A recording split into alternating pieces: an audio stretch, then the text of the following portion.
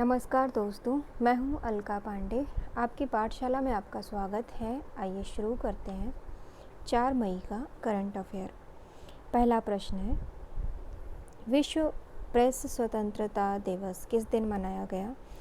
ये मनाया गया है 3 मई को। पहला ऑप्शन करेक्ट है। इसकी थीम थी जर्नलिज्म विदाउट फियर और फेवर। ये थी इसकी थीम और इस दिवस को प्रेस की स्वतंत्रता के महत्व के बारे में जागरूकता बढ़ाने के लिए मनाते हैं।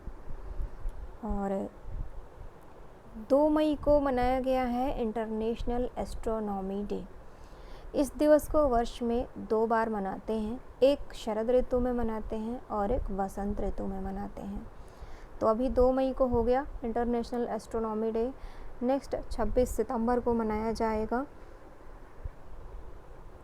इस एस्ट्रोनॉमी डे को म्यूज़ियम, खगोलीय संस्थान, तारामंडल, खगोल विज्ञान की दुनिया के बारे में जागरूकता फैलाने के लिए सेमिनार, कार्यशालाएं और अन्य एक्टिविटीज़ का आयोजन करते हैं।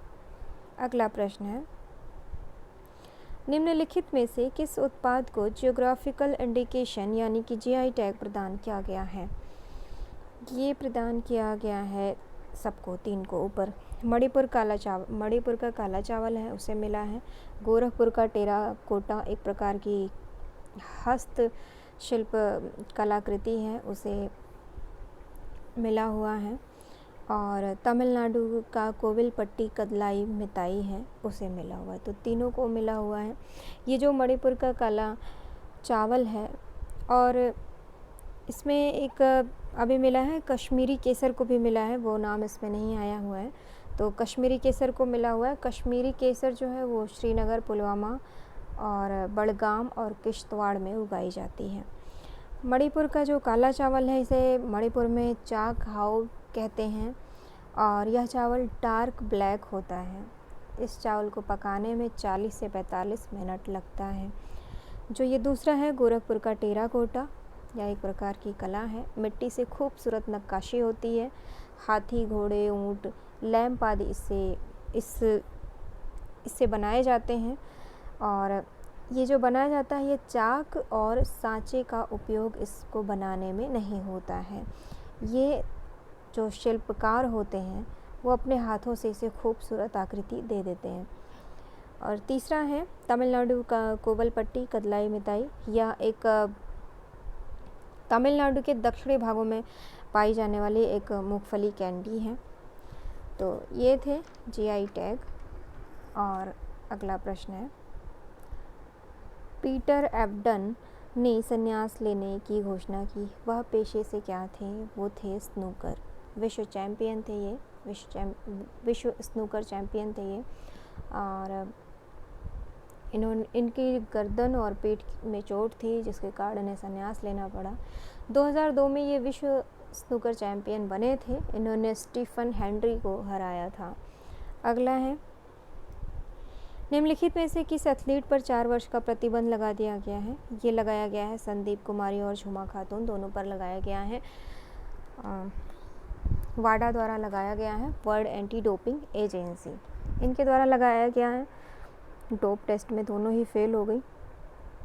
और जो ये वाडा है, ये खेलों में ड्रग्स के बढ़ते चलन को रोकने के लिए बनाई गई एक विश्व स्तरीय संस्था है। वाडा की स्थापना हुई थी, यानी वर्ल्ड एंटी डोपिंग एजेंसी, इसकी स्थापना हुई थी 10 नवंबर 1999 में और इसका हेडक्वार्टर है कनाडा के मॉन्ट्रियल शहर में। अगला प्रश्न है,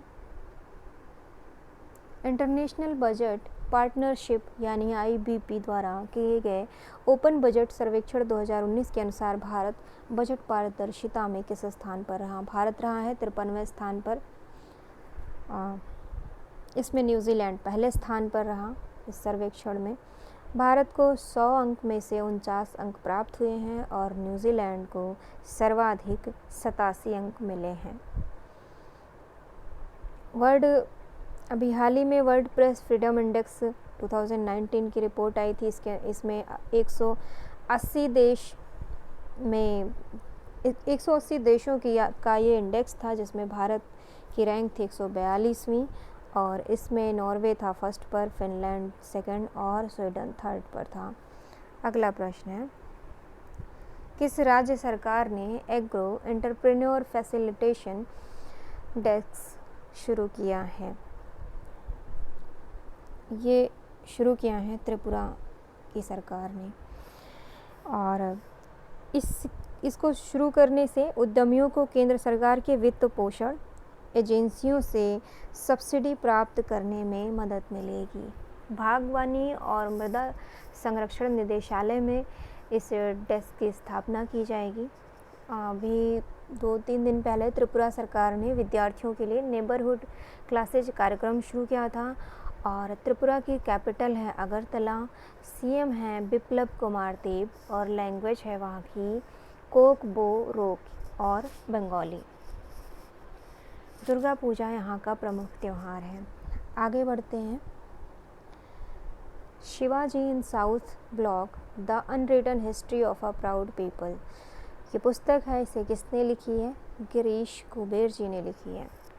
यह पुस्तक जो है यह महाराष्ट्र के इतिहास और विकास पर एक समृद्ध अतीत से आधुनिक समय का विवरण प्रदान करेगी। देश की संस्कृति और विचार का इसमें क्रमबद्ध रूप से वर्णन किया गया है। इस पुस्तक का विमोचन किया जाएगा अक्टूबर में। अगला है, रोनाल्ड विलियम स्मिथ का निधन हो गया, वह किस क्षेत्र से संबंधित थे? वो थे इतिहासकार और लेखक दोनों ही थे। इनका जन्म 1938 में आगरा में हुआ था, उत्तर प्रदेश में। और ज़्यादातर राष्ट्रीय इनके जो लेख होते थे वो ज़्यादातर राजधानी दिल्ली पर लिखे होते थे इनके लेख।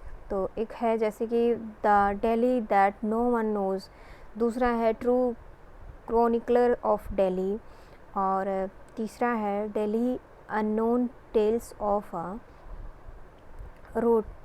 अ सिटी।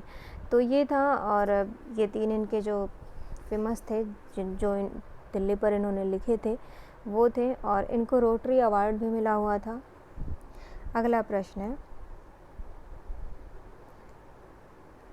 परियोजना निगरानी इकाई किस मंत्रालय द्वारा शुरू की गई है? ये शुरू की गई है कोयला मंत्रालय द्वारा, और देश में कोयले के उत्पादन और कारोबारी माहौल को बेहतर बनाने में इससे मदद मिलेगी इस इकाई से।